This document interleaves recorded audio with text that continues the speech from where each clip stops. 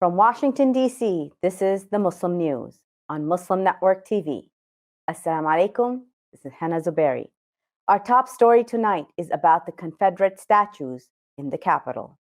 The U.S. House of Representatives has passed a bill to remove Confederate statues from the Capitol. The House approved the legislation on Tuesday. It would remove artwork from the Capitol that honors people defending slavery. All 285 Democrats and 67 Republicans voted in favor of the move. 120 Republicans voted against it. The legislation would order the removal of more than half a dozen Confederate statues currently displayed in the Capitol. Members of the Congressional Black Caucus have long called for taking down the Confederate statues in the Capitol. The bill will now be sent to the Senate for consideration. There, it will need 10 Republican senators to join every Democrat to pass the upper chamber. The Supreme Court says that the government can indefinitely detain certain immigrants. The United States Supreme Court approved the indefinite detention of some immigrants in a ruling yesterday. The court held 6-3 that immigrants are not entitled to a release hearing while the government evaluates their claims. This was over the objection of 3 liberal judges. The case involves people who had been previously deported.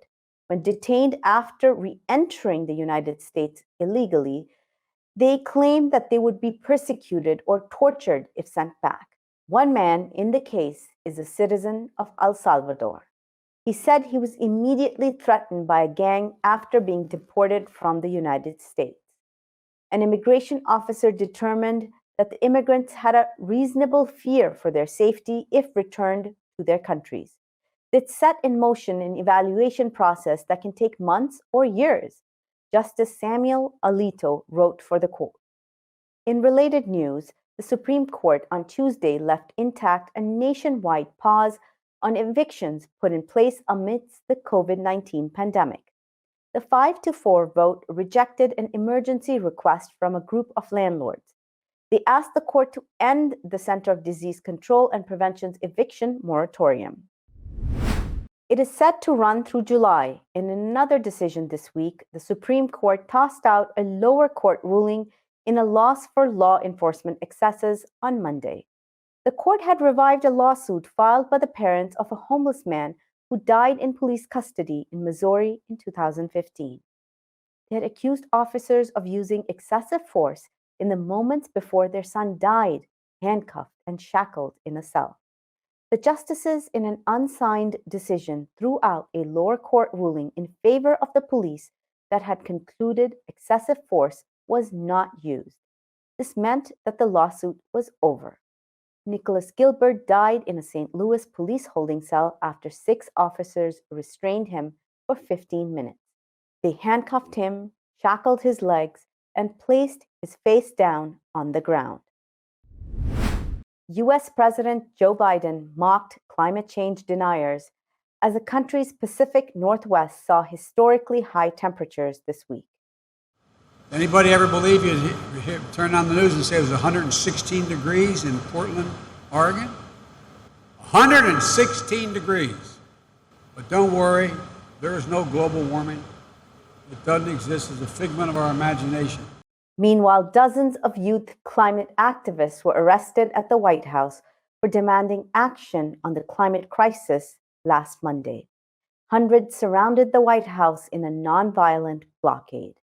The activists demanded President Biden take meaningful action on the climate crisis. Secret Service agents made dozens of arrests. Members of the Sunrise Movement are calling on Biden and congressional Democrats to pass an infrastructure bill. It includes major investments in green energy, including a fully funded civilian climate corps. Joining the protest was New York Democratic Congressmember Alexandria Ocasio-Cortez. She said there was no time to waste in preventing climate catastrophe. Consumer confidence soared this month as more Americans became optimistic about the economy and the job market. The U.S. economy grew at a solid 6.4% rate in the first 3 months of the year. economists believe this might lead to the strongest year for the economy in about 70 years. Home prices jumped the most since 1988 in April, with property values spiking 14.6% from a year ago. Low mortgage rates and demand for properties have fueled the market for more than a year. Unemployment is shrinking. Americans are flying again, but not all see a rosy picture. A University of Michigan survey found that Republicans are deeply worried about the state of the economy. This reflects the ongoing polarization of all kinds of issues in the United States based on party affiliation. UN Secretary General Antonio Guterres said Tuesday that he's concerned by grave human rights violations against children in Jammu and Kashmir. He specifically called on the Indian government to end its use of shotgun pellets against them. The UN's report on children's 2021 noted that 39 children were killed and maimed by pellet guns. Guterres also said that he was alarmed at the detention and torture of children, along with the Indian military's use of schools.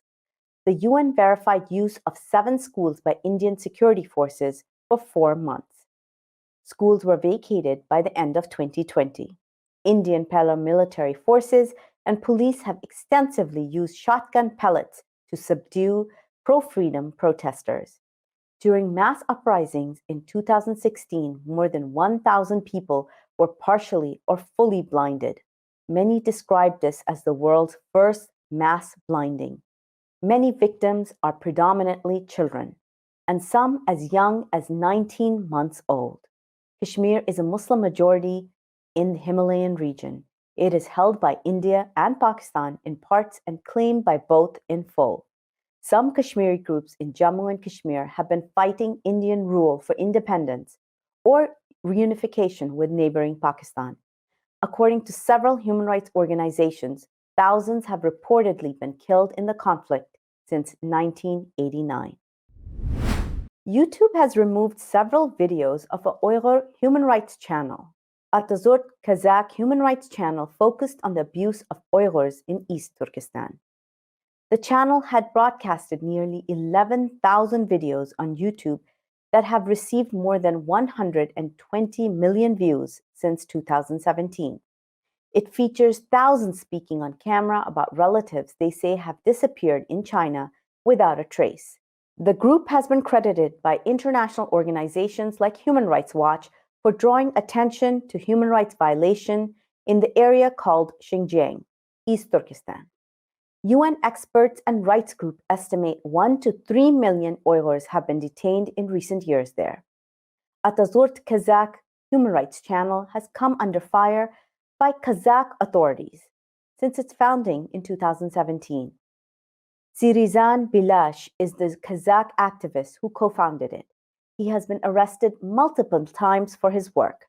Bilash said that government advisors told him 5 years ago to stop using the word genocide to describe the Chinese government's human rights violations against Uyghurs. This was an order he assumed came due to pressure from the Chinese government on Kazakhstan. On June 15th, the channel was blocked for violating YouTube's guidelines. Some videos have been reinstated after an appeal, but YouTube did not provide an explanation as to why other videos were kept out of public view. Former South African President Jacob Zuma has been sentenced to 15 months in prison. Zuma was sentenced for contempt of court after failing to appear before a corruption inquiry earlier this year.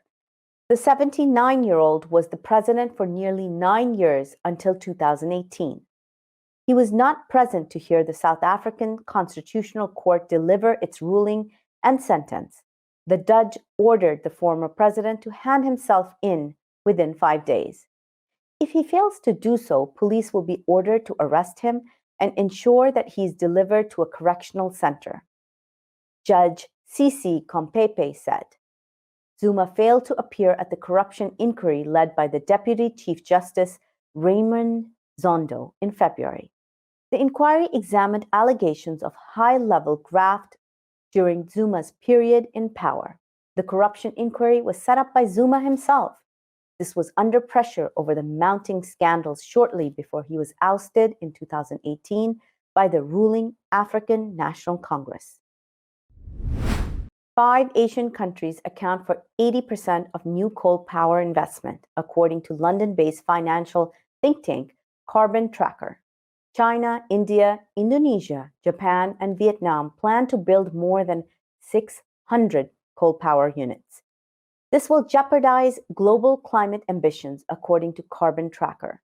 This is despite the fact that almost 2/3 of wind and solar projects built globally in 2020 will generate cheaper electricity than the cheapest new coal plants. Drinking 3 to 4 cups of any type of coffee reduces the risk of developing and dying from chronic liver disease, amongst other ailments. This was the finding of a new study from the universities of Southampton and Edinburgh. Nearly 500,000 individuals with known coffee consumption levels were examined. Compared to non-coffee drinkers, coffee drinkers had a 21% reduced risk of chronic liver disease. They also had a 20% reduced risk of chronic or fatty liver disease, as well as a 49% reduced risk of death from chronic liver disease. The maximum benefit was seen in the group who drank ground coffee. Coffee wasn't always seen as beneficial to humans. In 1991, coffee, like red meat, had made it on the World Health Organization's list of possible carcinogens. It wasn't until 2016 that WHO finally removed it from the list. In 2018, California passed a law requiring coffee producers to place cancer warning labels on their products. If you lie to Congress, you go to jail, except if you're Mark Zuckerberg. He is claiming immunity. Here's a report by Ali Khalaf and Saliha Farouk. Facebook does not want to be the face of hatred, but it has been used often to spread hate. Facebook was the main instrument of raging hate against Rohingya in Burma. The International Court of Justice considers that to be a genocide. The Dalits of India noted that it has become a weapon of choice against minorities. Then came Congress complaining of the same. The Stop Hate for Profit campaign is a coalition. Here is Democratic Congressman Jamie Raskin from Maryland's 8th District asking Mark Zuckerberg about hate on Facebook. This hearing was held on July 29, 2020.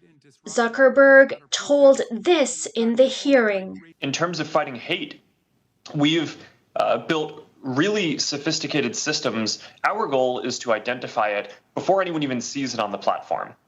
However, anti-Muslim hatred and Islamophobia are all over Facebook. WhatsApp, owned by Facebook, is actually the main organizing tool for the lynching mobs in India. Well, this is where Muslim Advocate filed a lawsuit of fraud on Zuckerberg. He lied under oath that he will remove hate from Facebook. His lawyer, however, is arguing that he is immune from the lawsuit. And one of his lawyers, Jonathan Kravis, is the one who actually successfully tried Roger Stone for lying to Congress. In the meantime, hate mongers continue to use Facebook.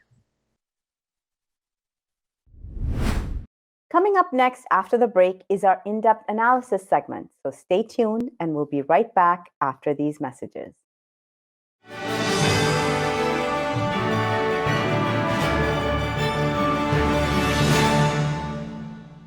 If I could be you, and you could be me for just 1 hour. If we could find a way to get inside each other's minds. Walk a mile in my shoes. Walk a mile in my shoes. Well, before you abuse, criticize and accuse. Walk a mile in my shoes. Despite the development of a COVID-19 vaccine, millions around the world will not have access. We need a vaccine that's free and available to everyone, everywhere. It's time for a people's vaccine.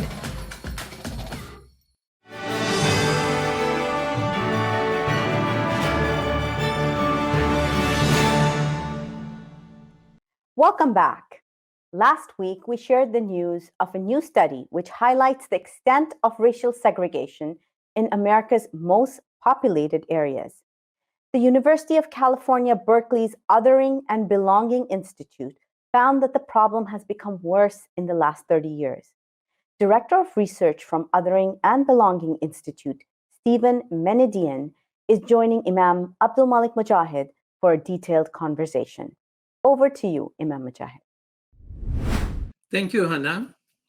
Well, America is getting more diverse year by year. Our cities and our residential areas are getting more segregated. Why?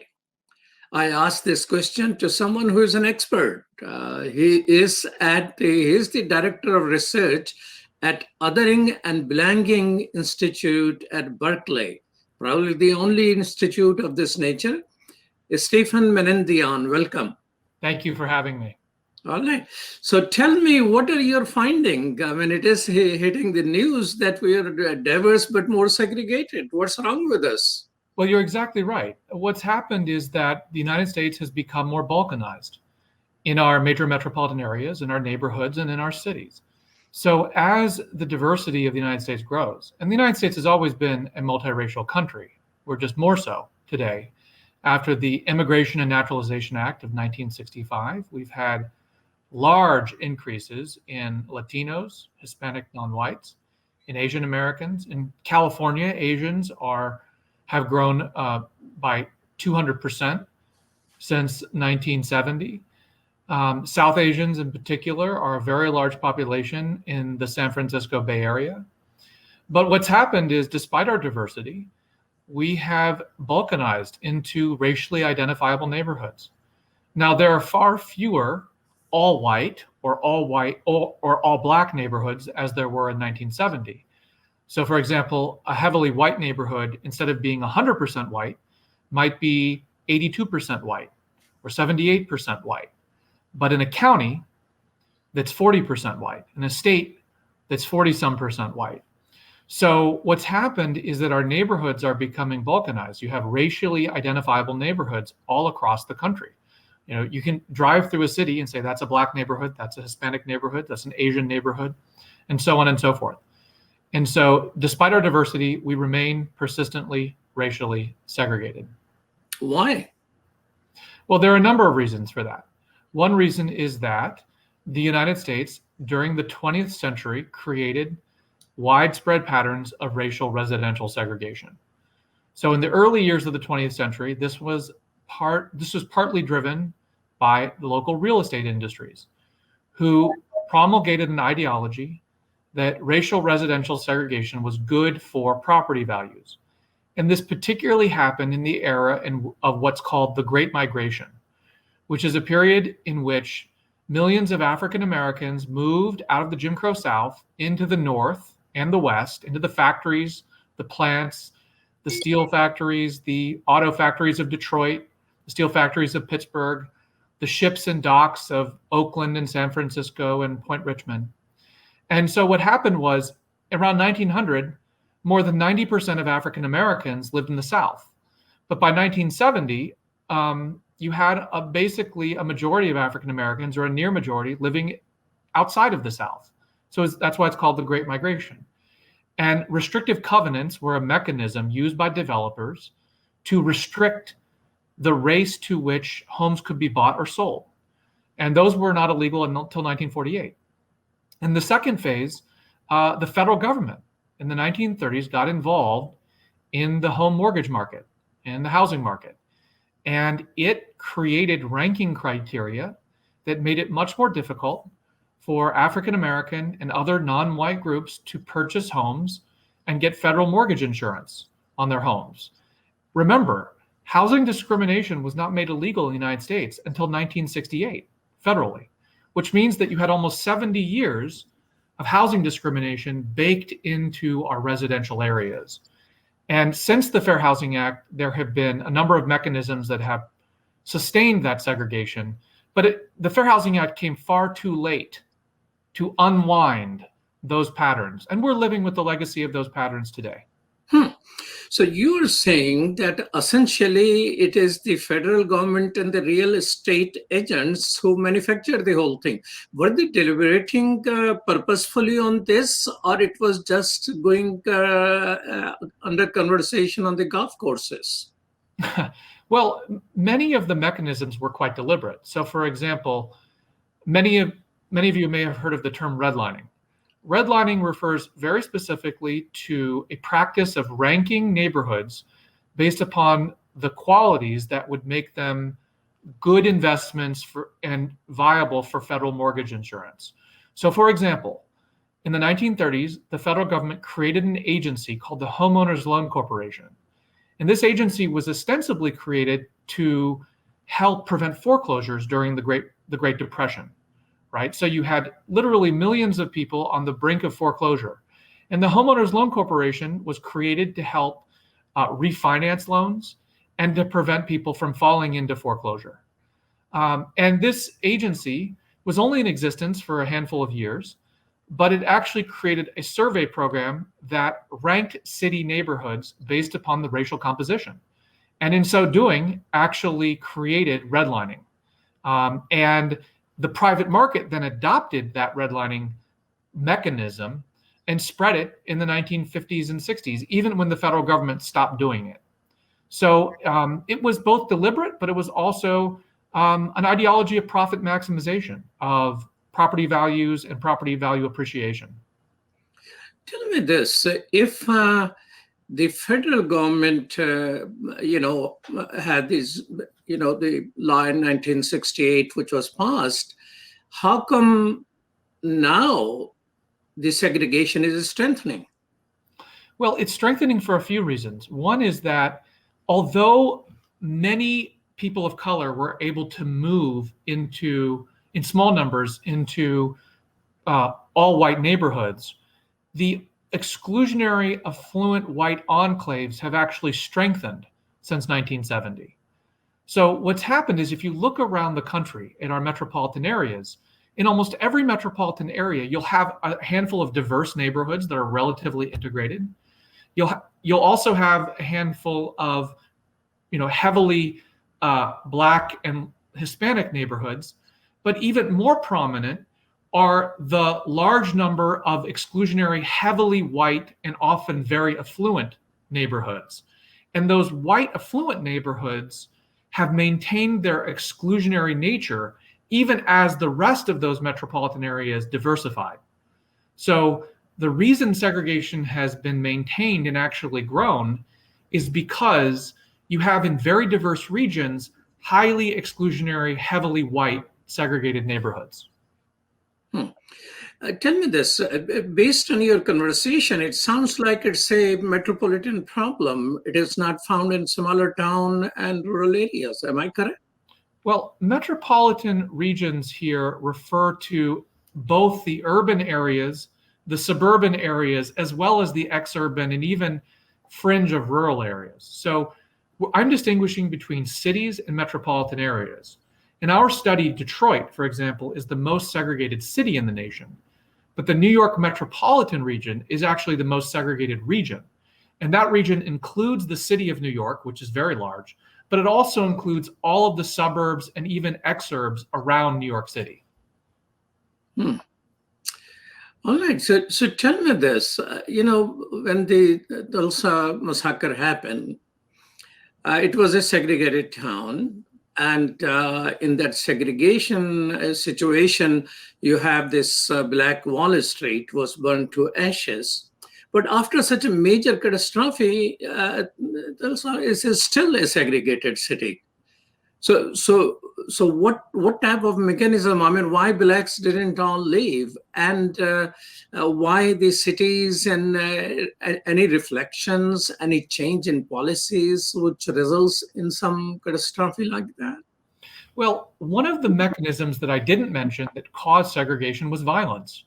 So as African Americans were moving north and west during the Great Migration, it wasn't just the real estate industry or restrictive covenants or redlining that prohibited African Americans from buying into white neighborhoods. It was actually violence. So what you had were called racial pioneers. So racial pioneers would be Black residents or contemporarily maybe Asian residents who would move into an all-white neighborhood. And what would happen would be that their home would be attacked. They would receive threatening phone calls. There would be rocks or other debris thrown into their windows or yard. In an extreme case, you'd actually have burning crosses on their neighborhoods. And this happened, by the way, in Chicago and Detroit and elsewhere around the country. In the middle of the night, burning crosses in the north, in their front lawns. So there was actually violence. And what happened was white neighbors would attack their new Black neighbors, and the police, the sheriffs, wouldn't really do anything about it. It was a message that you have trespassed into a white neighborhood where you do not belong.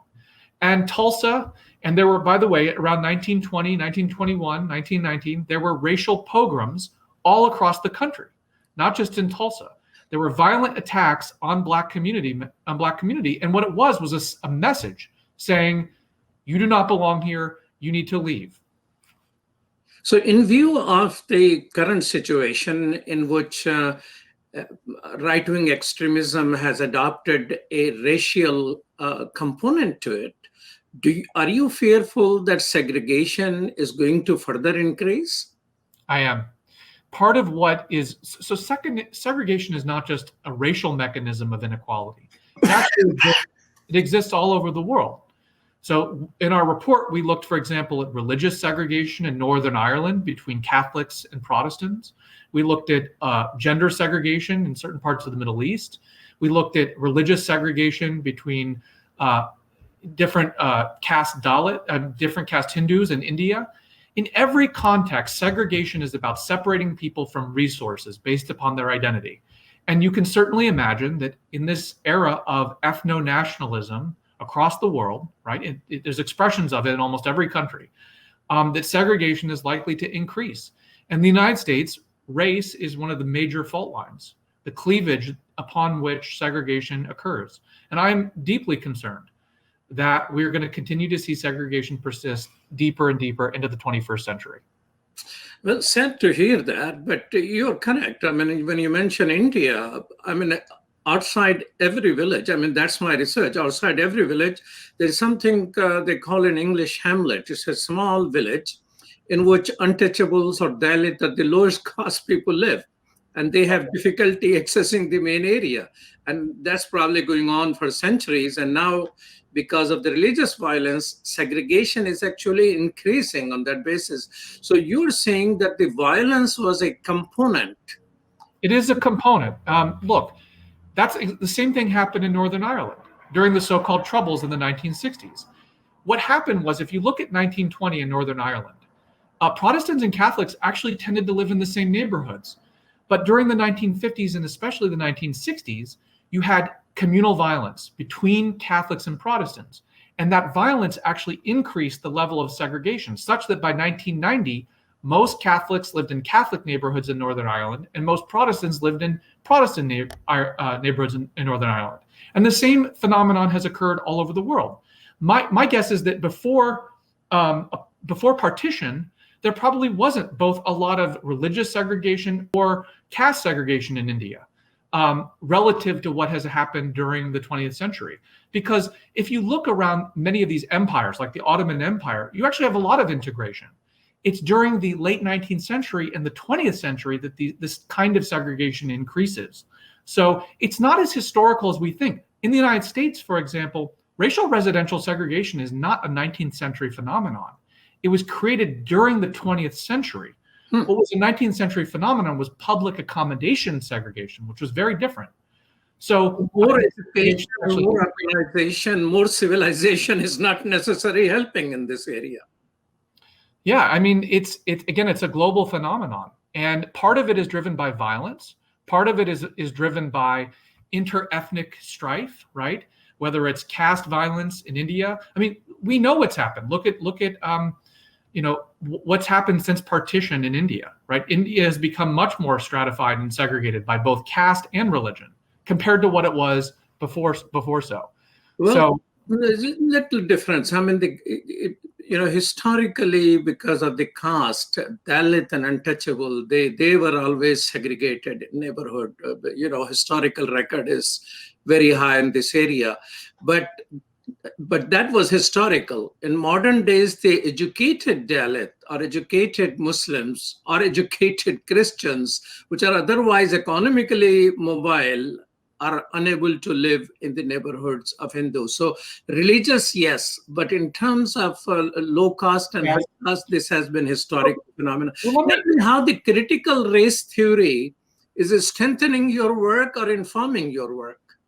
Well, let me say one other thing about history for a moment, because the United States has had 4 centuries of racial discrimination in both what is now the United States and also the colonial period. But residential segregation has not actually existed, despite having a strong caste system, right? Racial slavery was a caste system. It was, if you are a person of African descent, not only are you not a citizen, but you're part of a labor or slave class, right? But the thing is, Jim Crow and during the slavery period, the antebellum period in the United States, you didn't actually have racial residential segregation. Racial residential segregation would have been redundant because, for African slaves working on plantations, you needed them near, right, the white master, the white overseer. And in the Jim Crow period, the porters, the maids, the agricultural workers, they actually they lived close to white workers.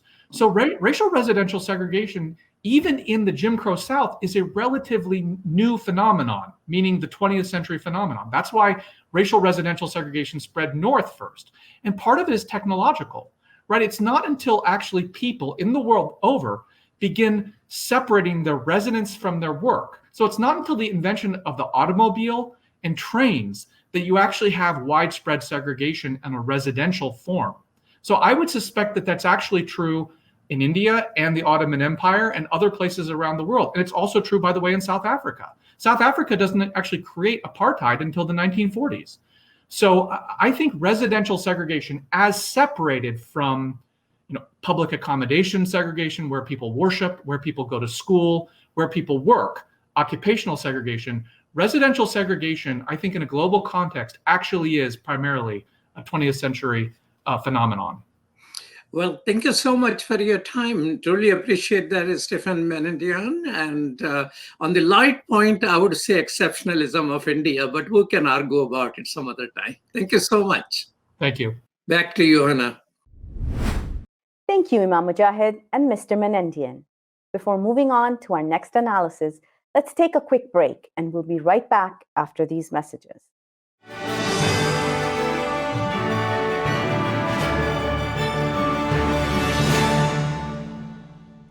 Our fellow Americans. Right now, the COVID-19 vaccines are available to millions of Americans. And soon, they will be available to everyone. The science is clear. These vaccines will protect you and those you love from this dangerous and deadly disease. They could save your life. So we urge you to get vaccinated when it's available to you. That's the first step to ending the pandemic and moving our country forward. It's up to you.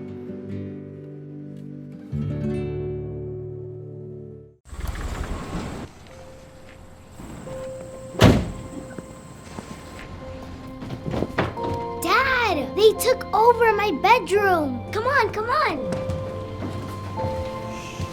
Okay, Dad. 1, 2, 3. Dad!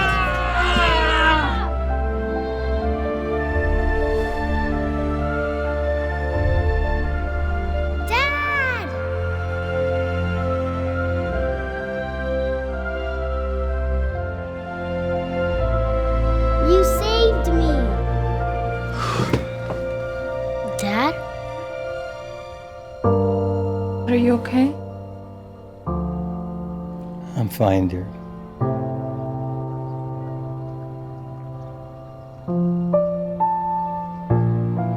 Your hero needs you now, and AARP is here to help. Find the care guides you need at aarp.org/caregiving.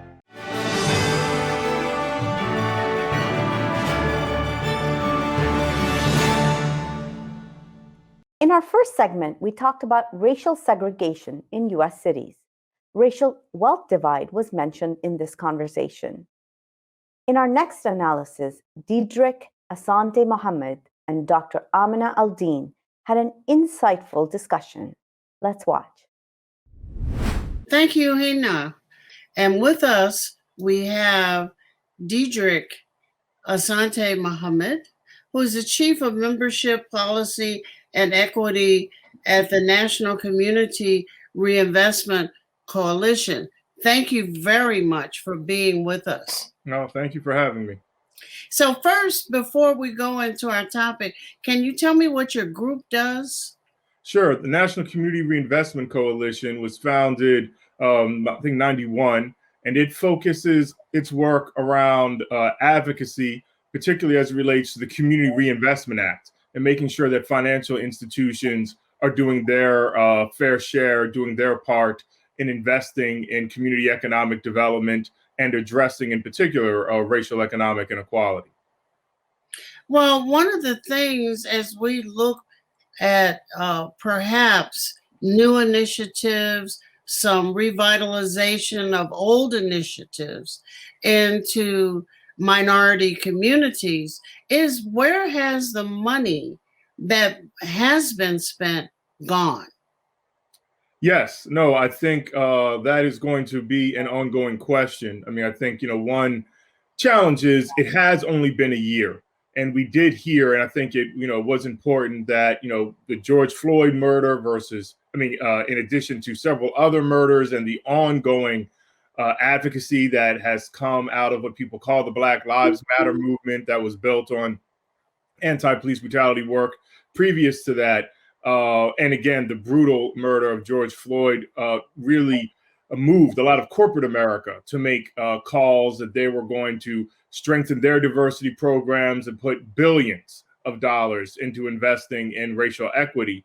I think most of that money hasn't been spent, and I think it'll be another year before we get a better understanding of the money that has been spent, or where has it been spent, and is it making substantive difference? And I think that's really an important thing for us to be advocating for today, is to make sure there is clear analysis and record keeping of how this money is spent and what difference the billions of pledge dollars is to make.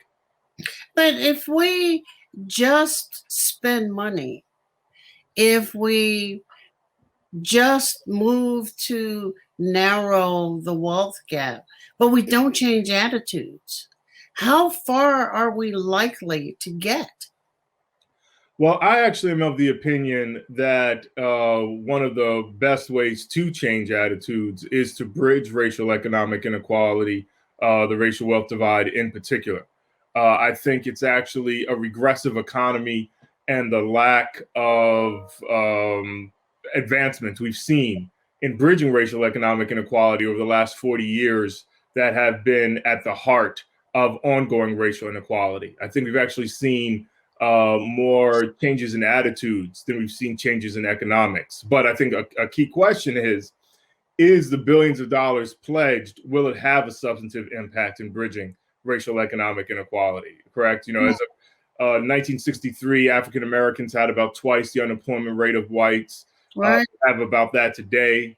In 1970, blacks had about a 42% home ownership rate. We have that about today. So we've seen the racial wealth divide actually grow, not decrease, over the last 40 years. So it's going to take substantive change in order to go against the trend that we've been on for the last 40 years. Well, don't you think that those same whites who sieged or tried to see, well, they did siege the White House they'll pour out of their trailer homes and other places again, saying, why isn't some of these billions coming to refurbish our communities?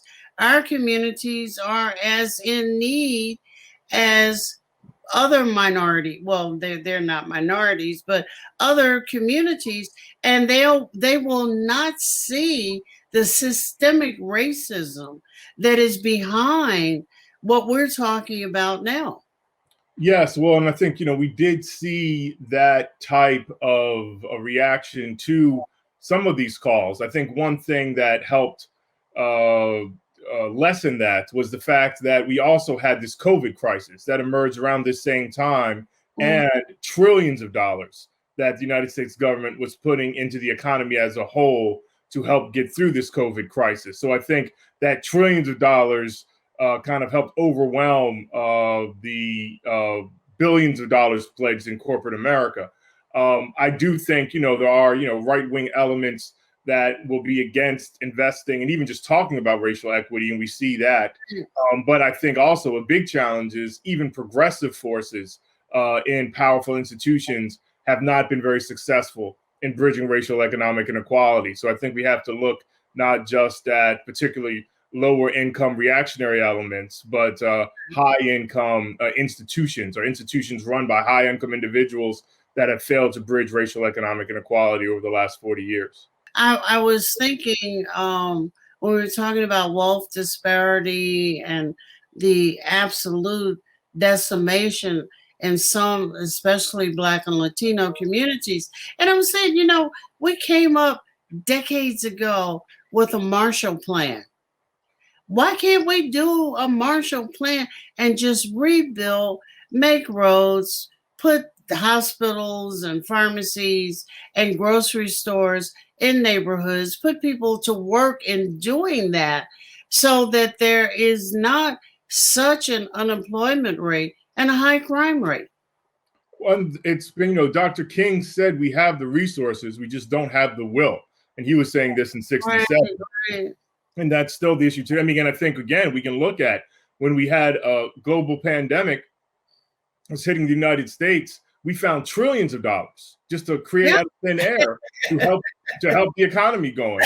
But yet there's not money for a $10 billion job training and placement program here, or $50 billion program in home ownership. So I think, again, there hasn't been the will, and hopefully that we can build off of some of the movement and activism that has been occurring over the last couple years or over generations to see if the country can finally have the will to address racial economic inequality.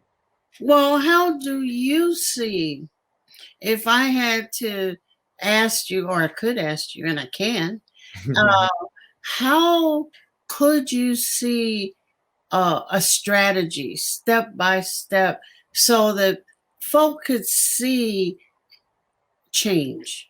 How could we say to Biden's government, okay, here are 5 steps. Let us do these over the next 5 years, and at each step we assess where we are. Well, I think that's the most important thing, is I think there does need to be a racial economic equity framework in every national policy spending piece that goes through. And so we can do an analysis at the front end of how much we think this will help bridge economic inequality, particularly racial economic inequality, how much will go into different communities. And then on the back end, each year after the program, how much has gone out, what has been the changes. So I think, we have to be clear with not words, because everybody's saying racial economic equity, but we need numbers. How much is actually being invested, what changes occurring, so we don't have to wait 20 years later to understand we haven't made much progress.